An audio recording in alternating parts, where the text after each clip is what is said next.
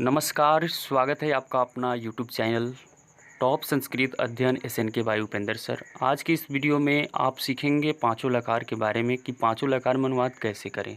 अगर वीडियो अच्छा लगे तो लाइक करें, कमेंट करें। इस चैनल पर न्यू है तो चैनल को सब्सक्राइब करें और अपने दोस्तों तक शेयर करें। धन्यवाद। तो चलिए वीडियो को शुरू करते हैं। हाय फ्रेंड्स, सबको गुड मॉर्निंग, जय हिंद, जय भारत। आज की इस वीडियो में यानी कि टॉप संस्कृत अध्ययन SNK बाई उपेंद्र सर इस चैनल में आपका स्वागत है।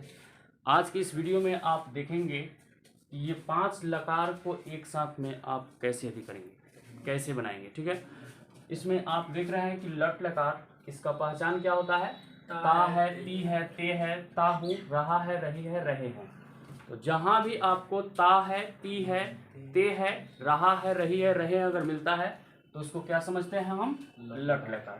तो लट लकार का इसका नियम आपको याद रखना है। एक सबसे यानी कि बेहतरीन आपको ट्रिक दिया जा रहा है। ट्रिक के माध्यम से आपको समझा रहे हैं कि एक वीडियो में आप समझ सकते हैं कि कैसे यानी कि पांचों लकार को हम बना पाएंगे। तो आप देख रहे हैं कि लास्ट में ता, ते, ता है, ती है, ते है, ता है, ये सब रहता है, तो उसको हम लट लकार के ऊपर बनाएंगे। इसका नियम आपको याद रखने के लिए, लट लकार होगा तो ता ते ती जहाँ होगा तो उसका नियम क्या होता है? तीता अंति। ठीक है, समझ में आ रहा है आपको? ये जैसे में देख रहे हैं कि वह नाचती है, तो इसको हम कैसे बनाएंगे? लास्ट में क्या मिल रहा है? ती है।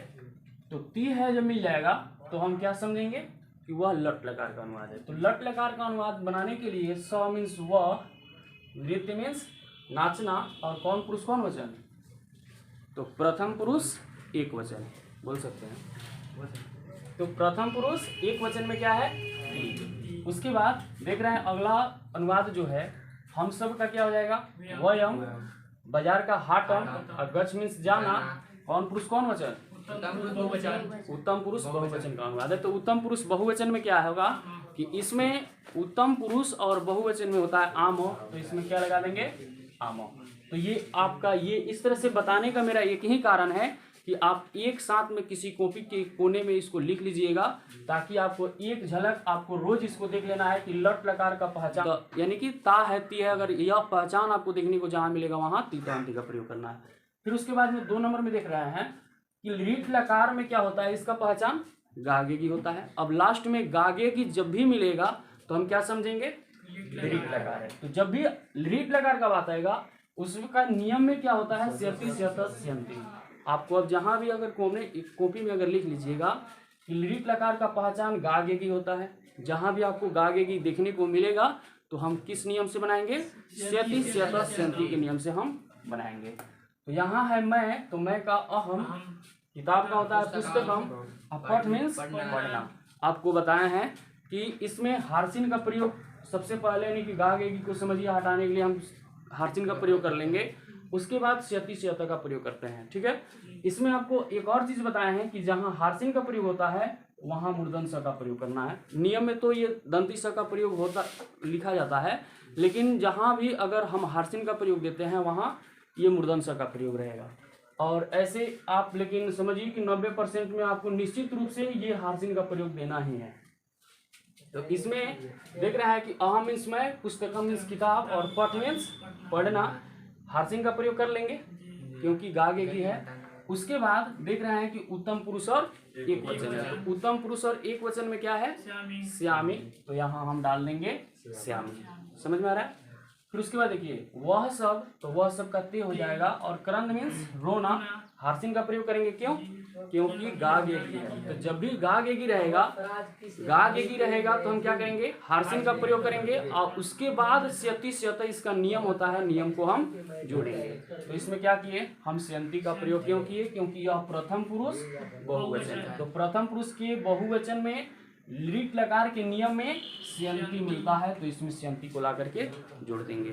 अगर आपको ये वीडियो अगर नहीं समझ में आ रहा है तो पीछे वाला वीडियो जाकर के आप देखिए, लीट लकार उसके बारे में बताया गया है आपको। ये इस चीज़ के बारे में आज बताने का कारण ये है कि आप एक लाइन में आप समझ सकते हैं कि लट लकार का पहचान क्या होता है, इसका नियम क्या होता है। इस चीज़ को याद रखने के लिए ये सबसे लेकिन लाभदायक आपके लिए होगा यह। उसके बाद देख रहे हैं लंग लकार में क्या होता है। लंग लकार का यानी कि इसका परिभाषा होता है कि बीते हुए समय को हम लंग लकार कहते हैं। तो बीते हुए समय को लंग लकार कहते हैं। इसका पहचान क्या होता है तो देखिए जिस हिंदी क्रिया के अंत में था, थे, थी, या, ये, ई या बड़ी इत्यादि रहता है तो उसको हम कहते हैं लंग लकार। इत्यादि, इत्यादि का मतलब इसमें और भी लेकिन कुछ ऐसे शब्द हैं वो आ सकते हैं, जिसमें चुका था, चुके थे, ये ऐसे प्रश्न आपको देखने ऐसे अनुवाद में देखने को मिलेगा। तो यहाँ हम देख रहे हैं क्या कि लास्ट में था, थे, थी, या, ये, ई अगर मिल जाएगा तो उसको कहेंगे लंग लकार। तो लंग लकार का नियम क्या होता है? और अताम अन। एक और आपको नियम के बारे में बताए थे कि तो ताम अन भी होता है, तो आपको यह सबसे साधारण जो नियम है अताम अन, तो उसके ऊपर अगर बनाएंगे तो ज़्यादातर बेहतर होगा, क्योंकि अगर त ताम अन के ऊपर अगर जाएंगे तो उसके लिए एक नोट में बताए थे कि धातु रूप बनाने से पहले हम का प्रयोग करते हैं। तो उस झंझट से हटने के लिए सबसे पहले और ही आप समझ लीजिएगा। तो यहाँ क्या है? और अताम अन किसका नियम है? लंग लकार का। लंग लकार का नियम और अताम अन। जैसे में हम देख रहे हैं कि मैं पढ़ चुका था, कब पढ़ चुका था? पहले। तो जो भी समय अगर बीत जाएगा तो उसको हम क्या समझेंगे? लंग लकार। तो लंग लकार में यहाँ मैं का संस्कृत अहम हो जाएगा, पठ मीन्स पढ़ना हो जाएगा, और चुका था कब? पहले। तो हमको ये समय मालूम चल गया कि यह बीता हुआ समय है। तो जब भी कोई समय बीत जाता है तो उसको हम किसके ऊपर बनाते हैं? लंग लकार। तो लंग लकार का नियम क्या होता है? और अताम अन। तो ये क्या है? उत्तम पुरुष एक वचन। तो उत्तम पुरुष के एक वचन के लाइन में क्या होता है? अम होता है। तो अ का प्रयोग हम पहले कर लेंगे और म का प्रयोग बाद में करेंगे।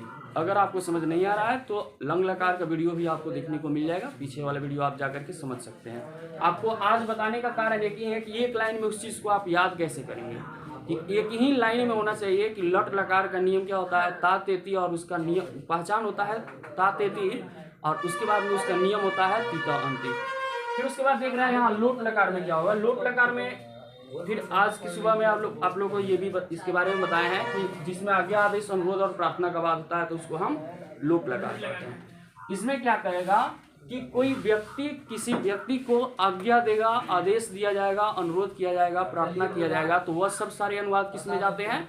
लोट लकार का सब अनुवाद होता है। उसका नियम होता है तू ताम अंतु अतम त आमी आव आम। ये याद रखने के लिए आपको एक लाइन में आपको याद रखना है कि लोट लकार आज्ञा आदेश रहेगा। आज्ञा आदेश जहाँ भी आएगा तो उसमें हम तू ताम अंतु का प्रयोग करेंगे। तो यहाँ हम देख रहे हैं कह रहा है कि मैं विद्यालय जाऊं किसी से, यानी कि पूछा जा रहा है। तो जब भी ऐसा अनुवाद देखने को मिले तो हम किस लकार में जाएंगे? लोट लकार में जाएंगे। क्यों? क्योंकि इसमें क्या कह रहा है कि मैं विद्यालय जाऊं किसी से पूछा जा रहा है, तो ये गया नहीं है, अभी जाने वाला है। अगर यहीं अगर चला गया रहता तो हम क्या समझते? लंग लकार। चला गया रहता तो उसको हम लंग लकार समझते, लेकिन गया नहीं है, तो इसीलिए हम क्या करेंगे? अहम मीन्स मैं, विद्यालय मीन्स विद्यालय, और गच मीन्स जाना। यहाँ उत्तम पुरुष एक वचन, तो उत्तम पुरुष के एक वचन में आनी होता है ना, तो इसमें आनी को ला करके जोड़ देंगे। फिर उसके बाद में कह रहा है कि तुम घर जाओ। तुम का संस्कृत तवम, और गृह मीन्स घर, और गच मीन्स जाना। तो गच मीन्स जाना हो गया। तो ये कौन पुरुष कौन वचन? तो मध्यम पुरुष एक वचन। तो तू ताम अंतु, ये तो प्रथम पुरुष का बात है। मध्यम पुरुष में शुरू होता है अ से, तो उसमें अ होता है, तो अ हम यहाँ लिखेंगे? नहीं लिखेंगे। क्यों नहीं लिखेंगे? देखिए गच मीन्स होता है जाना, इसमें अ ला करके अगर जोड़ेंगे, अ प्लस करेंगे, तो यहाँ बनाएगा क्या? गच्छ। इस यानी कि छ में अ का मात्रा हमको लास्ट में मिल जाता है, इसीलिए हम अ का प्रयोग नहीं करते हैं। एक चीज और इसमें देखेंगे क्या होता है, जिस मात्रा के बारे में तो आपको लेकिन बताया है कि मात्रा कितने होते हैं। हिंदी में मात्रा 10 होते हैं। इसमें क्या होता है, जैसे में पठ मीन्स पढ़ना होगा और उसके बाद में आमी को जोड़ना है। पठ मीन्स पढ़ना और इसमें हम क्या जोड़ लेंगे? आमी। तो देखिए कभी भी स्वर जो है व्यंजन के साथ में आता है तो वह स्वर नहीं जुड़ता है, उसका क्या बनकर जुड़ता है? मात्रा जुड़ता है। तो मात्रा आकर के जुटेगा। पठ मीन्स पढ़ना हो गया। यहाँ आ क्या है? आ एक स्वर वर्ण है। तो स्वर वर्ण जब भी आएगा तो स्वर ये आ नहीं आएगा, इसका क्या आएगा? मात्रा आता है। तो आ का मात्रा क्या होता है? आकार। तो आकार आ जाएगा और मी को जोड़ देंगे। समझ में आ रहा है? फिर उसके बाद देखिए मान लीजिए कि यहाँ पठ है अब फिर इसमें अंति, अंति को हमको जोड़ना है। तो कैसे जोड़ेंगे? तो देखिए यहाँ आधा वर्ण रहता है, कोई भी ऐसे धातु रूप जो होता है जिसमें पठ मीन्स पढ़ना, लिख मीन्स लिखना, गस मीन्स जाना, तो वहाँ जो है आधा वर्ण रहता है लास्ट वाला। यहाँ पठ मीन्स पढ़ना, पठ मीन्स पढ़ना, ये लास्ट में हमको क्या जोड़ना है? अंति का प्रयोग हमको करना है। तो पठ हो जाएगा ऐसे, तो ये और आकर के इसमें मिलेगा तब तो पूरा वर्ण हो जाएगा, तब क्या हो जाएगा? यह अंति हो जाएगा। क्या बना? पठंती। तो समझ में आया? हम कभी भी अगर स्वर का प्रयोग करते हैं तो व्यंजन वर्ण के आगे स्वर कहीं भी आपको देखने को नहीं मिलेगा। क्या मिलता है? उसका मात्रा आकर के उसमें जुड़ता है। अब जैसे में हमको लिखना है, एक और देखिए, जैसे में पठ मीन्स पढ़ना का धातु रूप आप जान रहे हैं, पठ मीन्स पढ़ना। अब प्लस हमको विधि लिंग के नियम में क्या होता है? एत, एताम, एयु, एतम, एत, एयम, एवं, एव। मान लीजिए कि हमको इसमें एयम को जोड़ना है। क्या जोड़ेंगे? एयम। तो आपको ये मालूम है कि मात्रा इसका क्या होता है?